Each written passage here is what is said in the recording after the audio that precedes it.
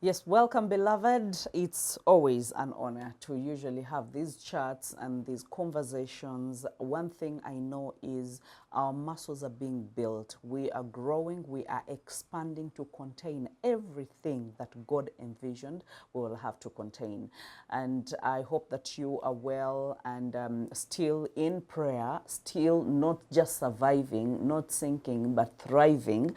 And then not just minding or taking care of yourself, but also giving another person a hand to be able to grow together with you by sharing this message, by inviting them to watch with you, and then by recommending that they go to YouTube and search out Bahati Hilda Sabiti and be able to watch some of the previous messages. One thing I know is we are in a season and in a time where we need encouragement, where so many of us are stagnating in business, in life, in our dreams, in our homes. And so we need to hear a voice that is a timely voice that has the Rhema word to be able to move us from where we are to where we want to go. And some of it might not be just words of just a coach, just a mentor, just a counselor, I know that we have those people in our lives. But let me tell you, in this season, one thing that I know for sure, it's going to take God.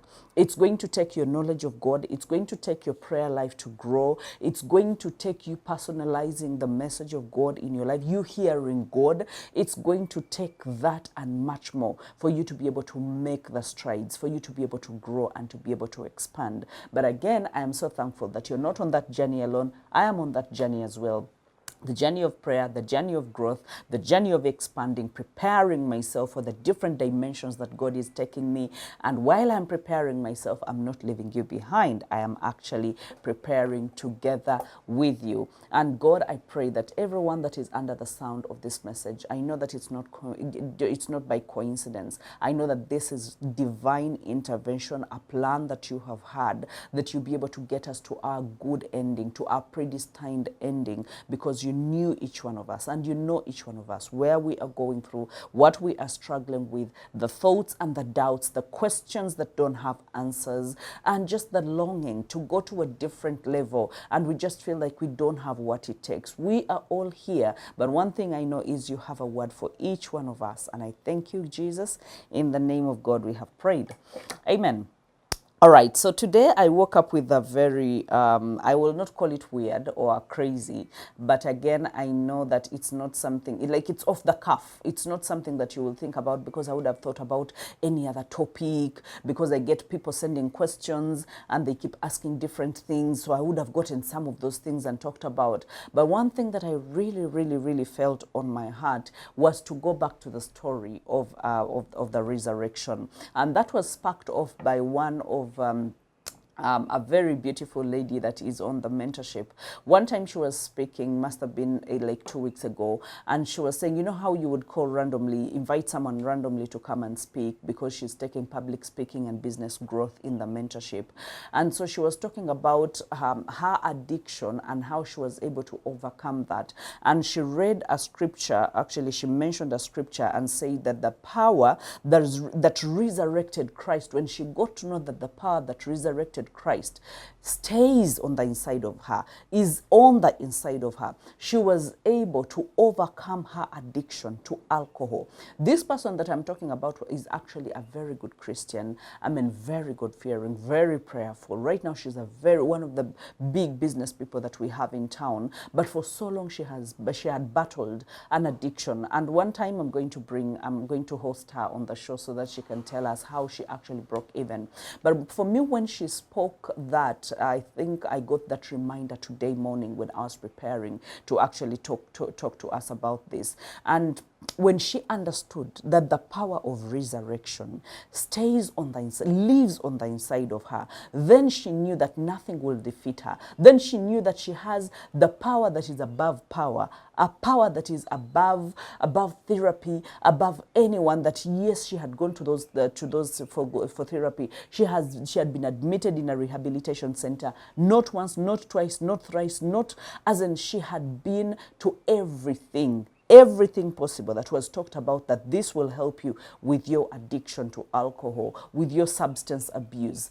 She tried everything. But until she got the revelation that the power of the resurrected Jesus is on the inside of me, then she knew that, you know what, then I am working from a place of victory. Now today, I just want us to, it's going to be one lesson that we're going to draw from the resurrection story, but I want us to be able to read it before we even go further. And this is John 21:9, 1 to 9. It says that, early on the first day of the week, while it was still dark, Mary Magdalene went to the tomb and saw that the stone had been removed from the entrance. So she came running to Simon Peter and the other disciples, the one Jesus loved, and said, "They have taken the Lord out of the tomb, and we don't know where they have put him." So Peter and the other disciples started for the tomb. Both were running, but the other disciples outran Peter and reached the tomb first. He bent over and looked at the strips of linen lying there, but did not go in. Then Simon Peter came along behind him and went straight into the tomb. He saw the strips of linen lying there, and as well as the cloth that had been wrapped around Jesus' head. The cloth was still lying in its place, separate from the linen. While the other disciple, who had reached the tomb first, also went inside, he saw and believed. They still did not understand from the scripture that Jesus had risen from the dead. Now, I'm not really going to talk about Jesus' resurrection and all that. But again, I want us to be able to draw a lesson from that, because him being able to get up was not just for him, it was for us, that we will believe that there is a power. Because remember, there was a rumor around, because he had talked about, how the temple will be no more, and then in 3 days it will be back up. He had talked about his resurrection so many times. But in this particular scene, you see that even the disciples that were closest to him did not even believe. So Jesus getting up is I mean, it was good that the predictions had come to pass, but us knowing that gives us a sense of freedom, that there is a power that is above every other power. So we need to be able to educate ourselves. And for me, this took me to a place of talking about the detours, because most of the times when we talk about the triumphing, when we talk about significance, when we talk about success, when we talk about making it in life, we always often make it seem like it's a linear, thing, that, we're just going to go in a straight line, that, we're just, I mean, it's just like, the path from your home to your workplace, from your home to to the church, or from your home to wherever it is that you are going. You are used to that route. So every time you come from home,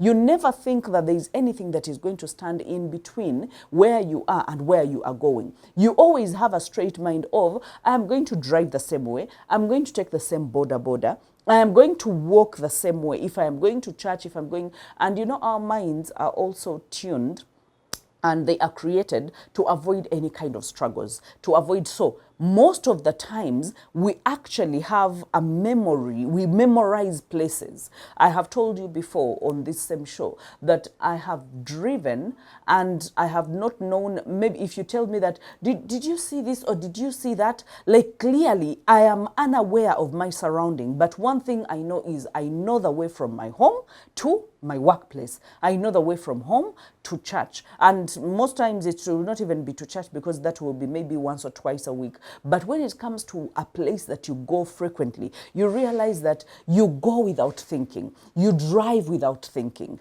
and you're not even, you're not putting your mind to task in that moment to say that, what, now I have to be able to take this turn, and then I have to take that turn, and then I have to take that turn. Like, it's not on your mind. You are just cruising, like you are on autopilot. Your mind is on autopilot. So most of the times we think that, we are born, we grow up, we go to school, and then we graduate, and then we get married, and then we have children, and then we always think that life is going to be a build-up like that.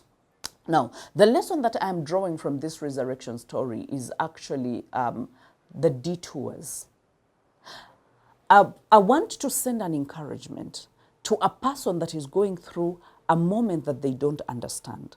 They thought that their life is going to be linear, that their success is guaranteed, that is they're just going to move from glory to glory, that they're just going to move from one place to another, and it's always going to be better, and it's going to always be better. There is going to be an incremental kind of growth. There is going to be, as in, we all expect that. We all want something that is predictable. But what happens when something that is unpredictable happens? What happens? The other night, it must have been like 2 nights ago, my husband had gone to the gym, and so on coming back, no, actually he had not gone to the gym. He drives out of home to go and run some errands, and he's supposed to be like an hour, and so he's supposed to come back very quickly. And all of a sudden he comes, on his way back, he tells me that, you know what, right close to the closest turning to our home, that there's a fuso, I don't know whether they're called fusos, but those long, you know, trailers, and it's just in the middle of the road, like it has cut off the road. And so he was really, really frustrated. And he was like, you know what, I would have taken maybe there's a small path, but it's in the bush. I don't know what can happen. You can never know whether they are nails, they are what, anything can happen. Maybe I just need to be patient. Maybe I just need, so like it was the only road. It was the only road that actually comes home. That means the only thing I could have, I had to tell him was, stick it out, you know, just be patient. It will open. If there are people trying to push it, it had rained, and I think, the condition was not good and it was not promising, and he was really, really getting frustrated. And I told him that, you know what, just park, relax, just get out of their way, let them do their thing. Eventually, if they happen to open up maybe one side of the road, you can be able to pass. But rest, because we are here. Yes, we know you're coming back. So you realize that in that moment, whenever there is a detour, whenever you have to, now in that moment there was no a detour, because a detour is when you are taken off course, is when there is another route altogether, because that happens to us so many times. So many times we drive out of home, and because we know we are early, we are going to drop the kids to school, we don't anticipate that there is going to be traffic, because then we are driving out at 5:30, and then you're thinking, who is on the road? There are few people on the road, and all of a sudden you get, before you even get to the main road, you find that it is all jammed up at 5:30. And you're like, okay, now this is, then maybe we should take an alternate route. And all of a sudden you go, and most of the times, my husband will be very decisive. As ladies, most of the times we want to wait out things. You want to sit, you want to drive, and then just be there. And then all of a sudden, 10 minutes, 20 minutes, 30 minutes, and things are not shifting. Like there is no promise of this road being passable at any time soon.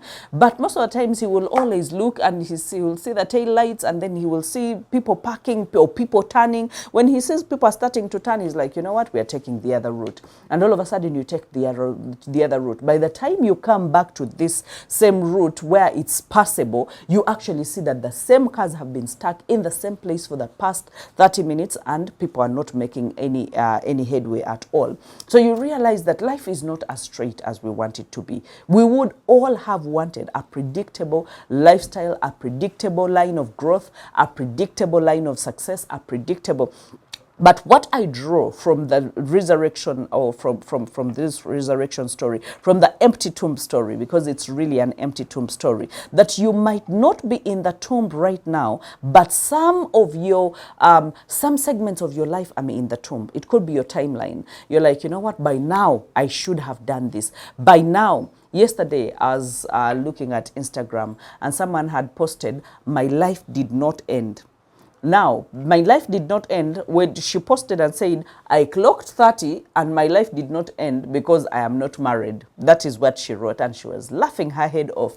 And indeed, there were so many people in her comments, you know, well, Comments Readers Association. I lead that group. So I went to the comments and, you know, everyone was like, yeah, they were writing about their lives and they're like, you know, my life did, yeah, you're right, we're in the same boat and stuff like that. Now, go to the stories. People were writing circumstances of things that they had gone through where they thought my life should have been done. My life should have been done. And some of these things were really graphic, because one of them actually mentioned, if I can remember, that I thought my life would end when I found my boyfriend sleeping with his auntie. And I was like, okay. Now, like some of them, you would literally read them and you're like, okay, indeed, some people's lives had to end somewhere, but their life didn't get the memo that it had to end. So they lived on the next day, and they lived on the next year. And guess what? They went on to live happy lives. But when that detour was happening, it must have been very, very painful. It must have been very painful. And someone else wrote and said it was actually a gentleman this time, that he paid school fees for someone only for that person to graduate and ghost them forever. And so he was like, you know what, my life could have ended. I mean, it had to end there, but I survived that. I am still living, and I am going on to make better decisions with my life. So you realize that maybe not, your life is not in a tomb, but your relationship is. Your life is not in a tomb, but your job is. Your life is not in a tomb, but this is a picture to represent a certain stage of life where you have been buried, where you're hopeless, where it's dark, where you feel like, I will not manage to go through this. For those of you that watch the Friday segment, we usually talk about hope, that we are hope dealers, and we are trying to give hope to people. But you realize that for so many times, I asked this one question, that tell me that roughest patch in your life where you thought you would not have survived if it wasn't God. You would not have, walked through that shadow of the valley of death, that you would not have walked through that if it wasn't for God. And indeed, people have shared their stories. They have shared stories of suicide. They have shared stories of losing their property. They have shared stories of losing their marriage. They have shared story, and they thought that, you know what, that would be the end of my life. Only for the day to dawn, and they are able to open their eyes, and they're like, oh God, I am still here. And I know for sure there are so many times some people have written to me, and they're like, you know what, I've gone to bed so many times, I just didn't think about killing myself, but I even prayed that I die. I prayed that I die, that maybe I die in my sleep. I told you about a gentleman, you watched the story on Friday, it's still on YouTube, and he said that he was in church. They were preaching a hot message, and he was Googling how to die without feeling pain. That is a tomb. That is a tomb. It represents a place, a state of confusion, a state of barrenness, a state of that is so dark that nothing can actually grow, nothing can happen. You feel like, you know what, I have hit a dead end. Okay? And this is a season to walk out of that tomb.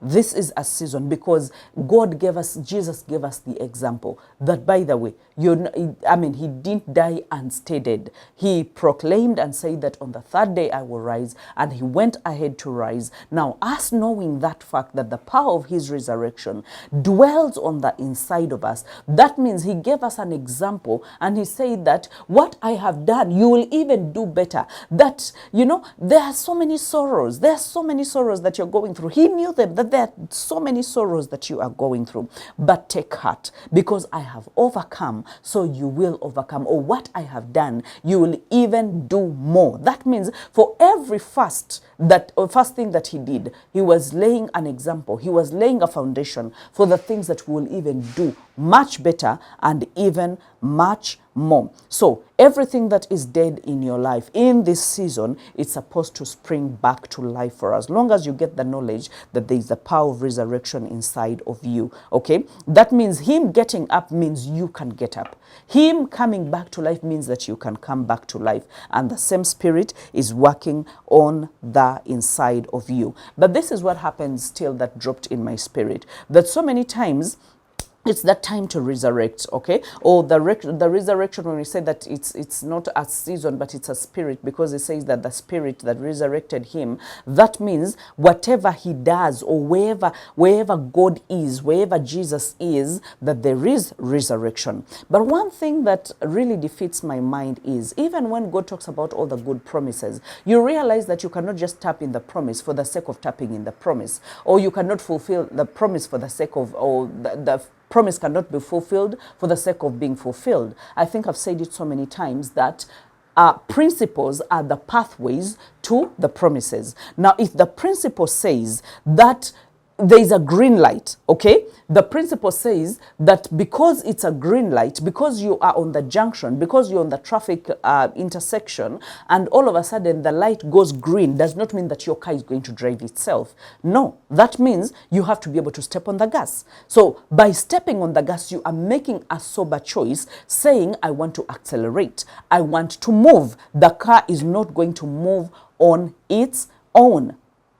So when you remember that you're in the season of a detour, there are certain things that must be done. You cannot just say that, you know what, I'm going to come on the other side. I'm going to come through to the end of the tunnel. I'm going to be, some of it is not just moving for the sake of moving. Remember, I've said that it is not linear. It is not straight. And we cannot talk about destiny without talking about detours. We cannot talk about you making it in life without talking about detours. Every one of us that has made it in a certain realm of life, we have had those setbacks, we have had those detours where we thought we are being delayed, where we thought life will never make it. I told you about me getting married later than I thought, because as a young girl, you always think, 22, 23, 24, people are getting married at 21, guys. But here I am clocking, I clocked 30, I clocked 32, I clocked 33, and actually nothing is happening. I could have gone into a panic mode. I could have actually, people make mistakes because when we expect that our success is going to be linear, that success is going to be predictable, then we make mistakes when we see any glimpse of delay, because then we don't want any setbacks, we don't want any detours. When you tell us to detour, for example, when you go on the road and there is a diversion, what's the first thing? You get frustrated, you get agitated, you get irritable, you start saying words, you start, even when you find people that are building roads and they have put their barricades, you want to get your head out of the window and then you want to be able to howl or say something to them. But why do you keep doing this? Why are you working during day? You could have worked during night. Why? Because we presume that a detour is a direct delay. But let me tell you what the delay is. The delay is actually you failing to take the diversion because you are entitled and you're thinking, I must be able to go through this. I must be able, this is the only way, and I am so rigid, and this is where I want to pass. So I will wait whether they will have to move the barricades, whether they will move the tree, whether they will move the trailer, whatever it is that they need to do, let them do it. But for me, I came in my mind, I have to pass here. And all of a sudden, the people that took the detour have already gone up to the other side and they have maybe reached their homes. But because of a sense of entitlement, because of a rigid mind, for you, you're stuck in one place and saying, I must be able to pass here. You're calling people, you're disturbing people. I'm connected in the government. I will call the LOC chairman. I will do this. So you are there wasting your own time. If the people arrived at around 6 p.m. in their homes because they got diverted at around 5 p.m. and maybe they went through the detour because of your rigidity, because you couldn't just, say, you know what, this is for my own good. If they say this is impossible, let me take a detour. And all of a sudden, you're getting home at midnight, and all of a sudden, you're very agitated. Even when you get home, you're quarreling with anyone, but I don't understand those men. I don't understand the road construction and who gives them orders to work at this time. And you're not going to quarrel with everyone. You're quarreling with the people that are constructing the road. You're also quarreling with the people in your own home. So who is peaceless now? You are the one that doesn't have peace. And guess what? You're robbing other people of their peace because you couldn't make one decision to avoid that delay. So the detours are not there to delay us. They are not. I can't say that, I delayed and I regret the fact that I delayed to get into marriage or to get married. I don't. Usually with my husband, we hold hands and we're like, you know what, God knew it, that this was the time we were supposed to come back together. And he usually says it that, you know what, had we, because remember, we had been in this relationship for a very long time. If this had come earlier, chances are we would have jeopardized it. Chances are this setback, this detour, actually got us matured up, and we were in a proper position to receive the miracle of a marriage and children and live a happy life. And these days we are like, you know what, we do not even regret not getting married 5 years earlier or 10 years earlier. We were like, you know what, yes, we were friends, yes, we were good people, yes, we loved each other, but maybe if this marriage came in early, we did not have what it takes to hold a marriage together, to make it work, to sacrifice, to love on each other, to adore each other, to pray over each other, to expect, you know, to be expectant in our hearts. So you realize that a detour is not delaying you. It's not delaying you. I know that so many of us are going through detours right now. Could be your job, could be in your education, by the way. I told you, I mean, I've gone through so many detours. Some people usually say, but our speakers seem to always have perfect examples. Do you know why we have perfect examples? Is because we go through these things. God knew that after going through these things, He's going to raise me, and He's going to get me to a level that when I talk about detours, I know firsthand. Because someone cannot encourage you talking about things that they don't have any example or any experience about. Because then they will have Googled everything.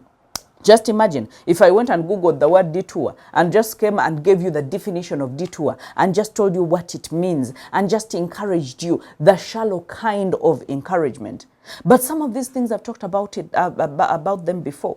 That after finishing my senior 6, I did not have anything called money to go on with my education. And my mother even simply tried and was like, you know what, maybe go for one semester. Bambi, she was really, really trying until she couldn't anymore. And I had to take a detour, go into business. Okay, and go into business, go in the village, come from the city of Mokono, of Seta, and go to Kayunga, a young girl, go through, what are they called? Sleep on the floor, on the mat, you know, I don't have anything to eat. There is we've rented a shop, but there is nothing even like merchandise in the shop. And I mean, I would have said I'm back to zero. I would have said, and in that period of time, by the way, I had men who were all over me wanting to marry me. Some of them were pastors, some of them were, you know, scholars, that they had gone to school, they had graduated, they were in a much better position. Coming from the poverty, the stinking poverty that I was coming from, I would have thought that one of them was the answer. I would have thought, I remember one of them even took me to a home that they were building, and you know, I'd never seen those windows, the one-way kind, where when you're outside you can't even see in the house, but when you're in the house you're outside. And guess what?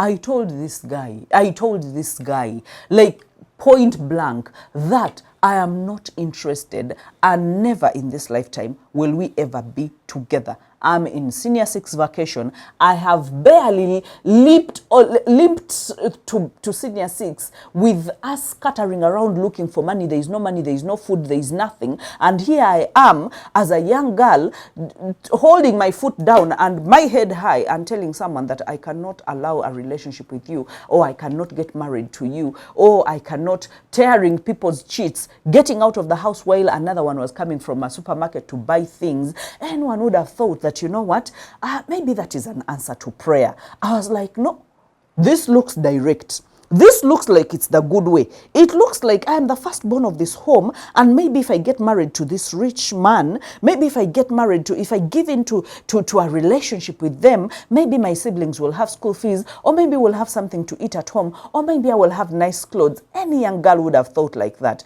But let me tell you, there are times that God will harden our hearts for a reason, because He knew that if I had settled for that kind of life, I would have treaded the greatness that He has permitted me to witness in this lifetime. Right now, I would never gotten to where I am.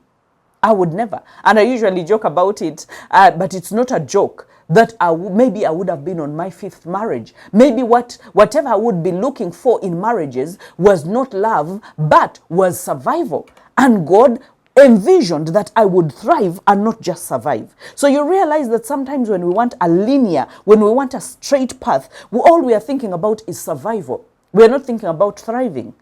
Chances are you go through that setback, you go through that detour, you go to the village where everyone maybe that I went to school with, where everyone that, you know, was in church with would have said, but now instead of glory to glory, it is becoming glory, but I don't know to what, okay? Because now that was a demotion. You're back in the village, but being in the village did not take me away from God, did not take me away from fasting, did not take me away from praying. And I know for sure that some of the answered prayers, most of the answered prayers that I am walking in right now, the thriving that I am moving in right now, is because of the prayers that set pace then. When I was in a detour, I did not seek to make my own shortcuts. I did not seek to make my stay pleasant, to have instant gratification. I was willing to delay my gratification so that I can get to the right promises and the right things that I was able to get in my life. Okay, so we learn to manage detours. Your word today, if you miss anything from what we are talking about, is learn to manage the detours. They are not supposed to manage you. You are supposed to manage them. God will take you to a place He promised, but before He gets you there, most of the times He will take you through the detours of life to strengthen your muscle, to teach you some lessons, to amass some experience so that you can come back stronger, so that you can develop more resilience. So that, because to develop more resilience, you must be able to go through certain things, keep bouncing back, and the time comes and you're like, nothing can break me anymore. Nothing can break me anymore. When you get to the time, like I think it was Paul that says that, I was young and I have grown, but I have never seen a righteous forsaken. It doesn't mean that you don't go through moments of detour, that you don't go through moments of luck. You go through moments of luck, but eventually God comes through for you. And you're like, you know what? I was young and now I am old, but I have never seen a righteous forsaken. So you are not forsaken. Even when you're going through a detour, you are not forsaken. You're going through a lack of job, you're not forsaken. You're going through a setback in your business, you're not forsaken. You're going through a setback or even a total dying of a relationship right now, you're not forsaken. You're going through a ditch, through a shadow, or in your marriage, you are not forsaken. You can't have a conversation about destiny, just like I said, and you can't talk about detours. Those two things walk hand in hand, destiny and detours. No one has ever had a straight destiny that, and then they were born and then they just marched into their beautiful life and life ended so well. Even the people that you look at in the biggest of families in the world, talk about Princess Diana, you'd have thought, she was in the palace and everything was good.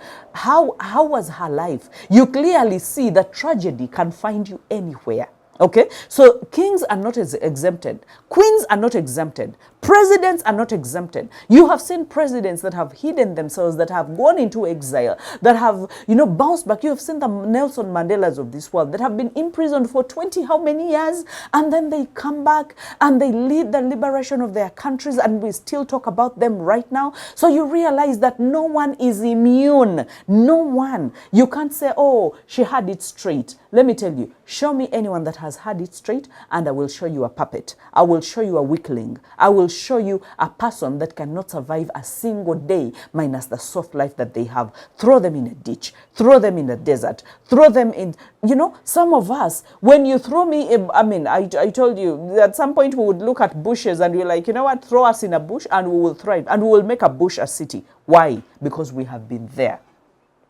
We have been there. In the moments of our detour, we gathered some wisdom. We gathered some knowledge. We gathered some strength. We gathered some knowledge. And now we are not the same. We are not the same. Today, it's a weird example that I'm going to give. When I wake up early in the morning, must have been, it was at around 10 minutes past 4 a.m. to prepare my kids to go to school. And so, you know, after going through the drill, parents, you know the drill, you know, the bathing, you know, everything. And then now you have to get to to give them the breakfast. I usually prepare the breakfast earlier before I wake them up. I don't feel I need to wake them up before the breakfast. So I let them sleep a little more while I prepare their breakfast, make it ready on the island, and then wake them up later, go through the drill, dress up and and then come to the island and have the breakfast. So he got to sit in his usual seat, and all of a sudden the bread had blue band and he didn't want blue band, and so he started crying. He was like, you know what, but I don't want blue band, the bread has blue band. And I was like, what do you want? I want Nutella. And I was like, you know what, unfortunately today you are eating blue band. Okay, so that is all that is available, and if you're not going to eat it, let's put the plate away, go to school hungry. The boy that I'm talking about, some of you might think that this is an adult. This is a boy of 4 years, and you know, but I'm killing the entitlement, because that is not how you grow in this world. You don't get to get everything that you want because you cried tears. No, you do not manipulate me as a parent because you're crying. I know some of you will be like, but you should have given him what he wants. What if the teachers don't give him what he wants at school? That means he's not going to study. That means he's going to cry. He's going to be loud. Now, at home, I should be able to tame him and tell him that there is only blue band, and if you can't eat blue band, forfeit your breakfast. Let your sister have her breakfast. Go. And he went to the corner. You know how kids can be. He went to the corner and sat, not even in the chair, but on the floor, on the tiles. And so he sat there. I think he was waiting for me. I usually call him my boy, I boy. So I think he was waiting for the comeback. The comeback was not coming.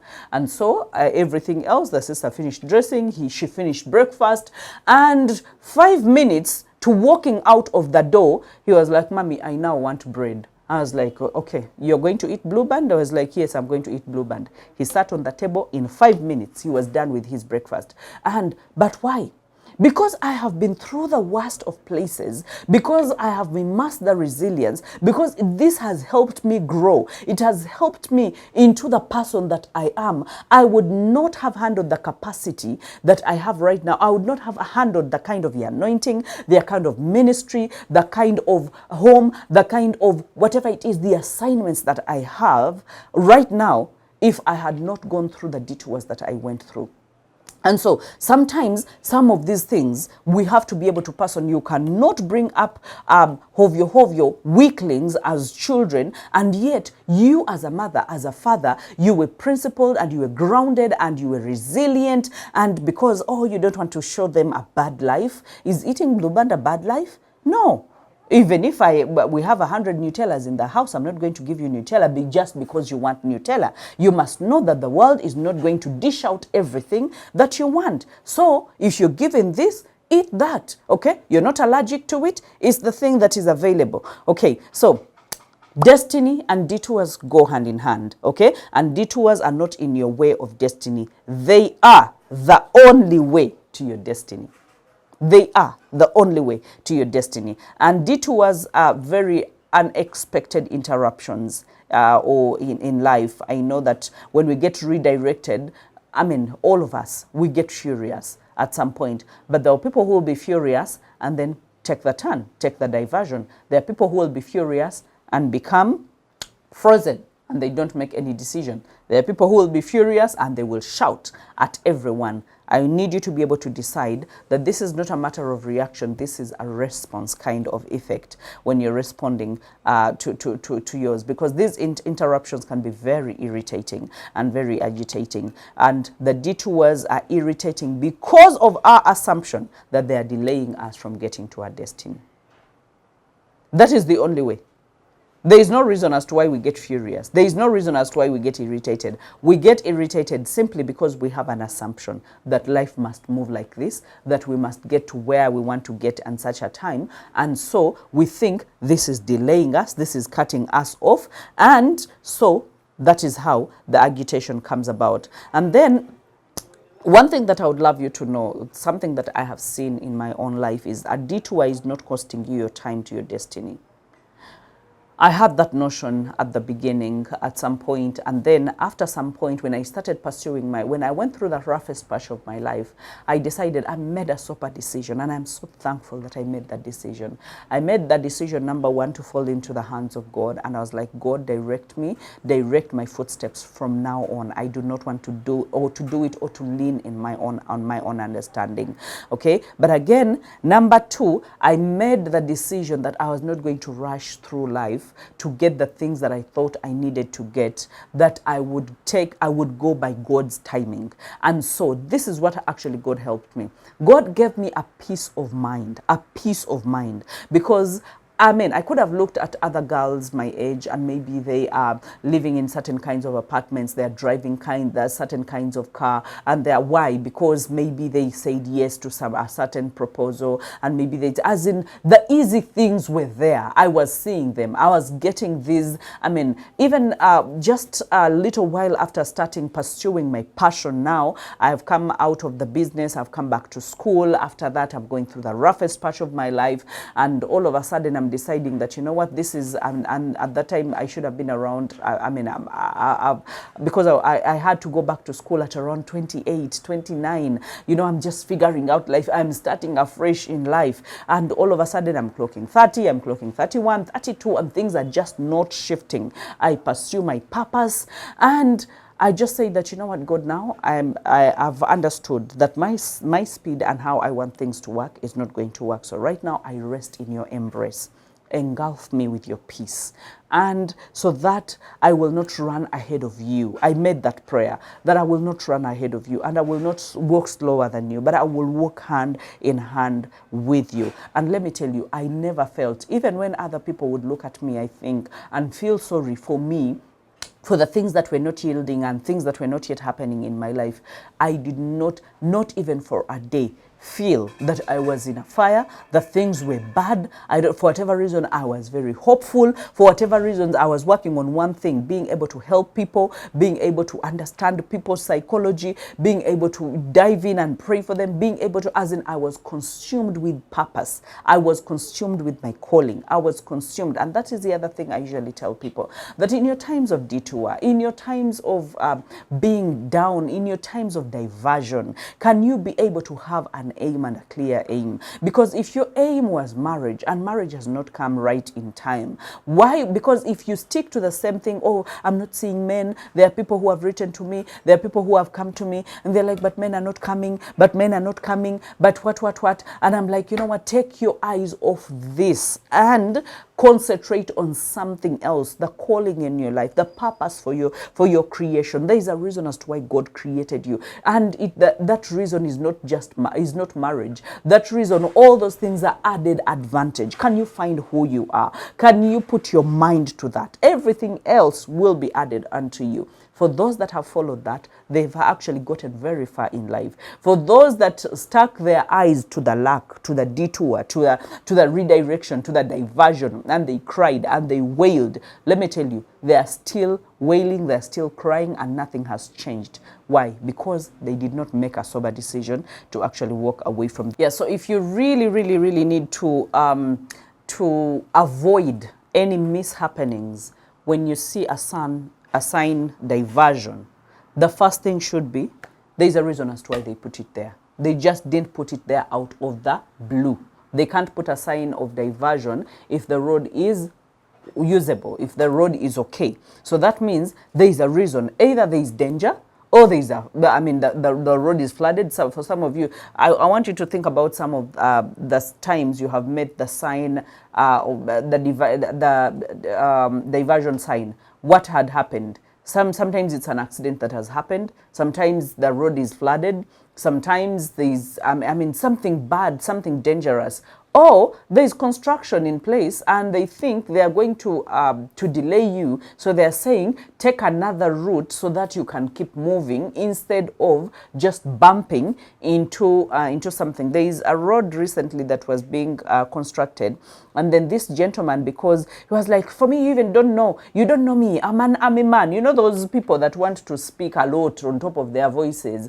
I don't know, for whatever reason, God help me so that I don't describe them and how they were looking like. But this person, all of a sudden, they were in it's a pickup truck, and you know, they felt the need to inform everyone. They were putting on normal clothes, but they had the need to inform everyone how they had a gun and how they were an army man, and how it you know, they were not, he was supposed to pass there and just there, and he could not take the diversion. And all of a sudden, this is what happens. He actually gets they put a diversion sign, and then there was a truck, you know those truck, I don't know what they're called, but they are mixers, and they're usually pouring cement, the mixed cement and stuff like that. And so it was fresh, like it was like water, it was runny, it was runny. So all of a sudden, he drives on, he just gets out of the car, takes off the barricades, goes, drives, and then meets the car. The whole place is wet. There is fresh cement that has been, because not even cement, but yeah, some of them are cement, because they are trying to construct the sides of the road, and you know, for the water to be able to go through. And like, it's fresh, he cannot go anywhere. Now he's stuck, he's gotten to the wet side, and his truck is there, and everyone is saying, what's wrong with this man? Does he really think? And so what time was he going to take? Because no sooner he had just gotten into it, and there was another truck that was bringing stones. Now the truck also came in, and now it was, he had looked, now he was between the mixer and the truck that was bringing the stones. And guess what, guys? Those guys are big-headed. They were not turning, not for anything. That guy must have stayed there for more than hours, because like, I mean, you entered, so stay aside for us. We are doing our stones, we are doing our cement, our concrete, whatever it is that we are doing, and after finishing, that is when you can actually reverse or even turn and get out. But the people that had taken a detour had gone so long ago. So don't just walk into something. Some of these things, God is helping us to avoid danger, okay? Don't just bump into something. And this is something that I've always done, and I've said it to people. I don't know whether they really understand the intensity of it, that whenever I'm in the midst of a detour or I'm in the midst of a diversion, that is where I praise the hardest, because I believe there are things that God has saved me that I could not see with my own eyes. Let me tell you, there are certain times, I've gotten into this season so many times. Even now, I'm still getting into this season so many times. The seasons are different than they were before. But you know, when you get a detour all of a sudden, and you know, and you just feel the peace in your heart. You're like, God, you saved me from something. Maybe it's not, and I will not throw these blanket statements of maybe this was not mine. Maybe I was not supposed to do this. I'll be like, you know what? Wow. By the time I see this right now, that means there's something behind it that I didn't see, and I didn't see its build up. And now all of a sudden there is a detour. That means God is saving me. He's saving my time from a dangerous thing that could have happened if I had stayed the course and said, you know what, I want to go straight. This is where I want to pass. I still want to get this money. I want to still do this. I want to. Some things you cannot do by force. Rest in God's peace. Rest in knowing that He takes care of you. Rest in knowing that, that even if the tree is cut at the least amount of scent of water, it will sprout again. Rest in knowing that His word is yes and amen. Rest in knowing that He can bring springs even in the desert. Rest in God's love. And certain battles you just don't need to fight. Certain battles, when there's a diversion, when there's a detour, it's just you saying that, you know what, I am going to praise you harder during a detour, because every delay and every setback and every disappointment is working in your favor. I know that you might not believe that right now, but believe me, after you are out of this, after you come on the other side, you're going to look back and you're going to say, I thank you, God. thank you, because that didn't work out the way I hoped it would work out, because that relationship didn't work out the way it was supposed to work out, because that job didn't work out the way, because that whatever it is that right now looks like the tomb that we'd read about, okay? The only reason as to why Jesus rose from the dead is that he will show us that the power of his resurrection works through us and that we will actually get there. So he takes you around danger, and let it be your prayer that God preserve me. That when you go up, let the, as in when the enemy is looking for you from down, go up. When the enemy is looking from you from, as in God, that God will hide you in his embrace, that he will hide you from danger, that he will take you around danger. Can you say that, oh, but that is bad, me, I wanted you to go through danger, and yet you knew there was danger? So sometimes God knows more than we know, and he shows us more than we actually we need to see. Why? Because some of those things we can't even contain. And one thing that has really helped me to go through some of those phases is that the prophetic, okay, when someone prophesies or predicts the future, it's good, we really like it, but sometimes the interpretation of the present saves us from so many things. When someone tells you, oh, you will be rich, you will be successful, oh, you're a mighty woman of God, you're anointed, you're going to be walking in the miraculous, you're going to do, we clap for that and we love that. But let me tell you something else that I really love about God. When he gives you the interpretation, that discernment to understand the present, because that is the only way you can be able to praise during the detour that, okay, there was a danger that I was saved from, that you know what, there was something that I didn't understand, but God took me around. God saved me from it. So I just didn't bump into it. I didn't walk blindly into it. I didn't walk unwound into it. I had to go around and I was saved. Okay. So if you don't take advice that has been given to you at the diversion, that means you actually don't need help. Some of us are so rigid that we don't take advice. We don't listen to advice. And just like they say that the grown-ups, whatever they can see while seated, the young generation can't even see, even when they stand on a treetop. So you realize that so many times someone will tell you, but be careful about that. Be careful about that relationship. Be careful about that job. Yes, I know that it's giving you a lot of money, but there's something that I don't understand. Be careful about that partnership. Be careful. Someone is giving you counsel, but if you don't take it, that means you actually don't need their help. But we are the kinds that are shameless sometimes, that you don't heed advice, but again, you call for help when you need, like someone tells you there's a danger there, and then you're like, you know what, I will not listen to you, and then you keep going, and then all of a sudden, help me, and then someone is like, if you didn't take my advice, then you didn't need my help. So I need you to be able to look, to have the discernment, and then let God use people that have discernment to also warn you, interpret for you what is happening in the present, so that you can be able to be saved from those things. Some of the detours we are going to face are in business. Some of the detours we're going to face are in personal relationships, or even in the sibling kind of relationships, or a family, or even your health, or even there are so many ways that we get diversions in life, and we don't just go through a one way to our destiny. Yes, we are envisioning blessings, we are envisioning success, significance, but you're not just going to just go and jump into it. You're going to fight your way into it, and some of the fighting are the detours, and let me tell you, they are not bad. I don't want you to fight the detours. I need you to praise during the detours. Okay, you're still going to get there.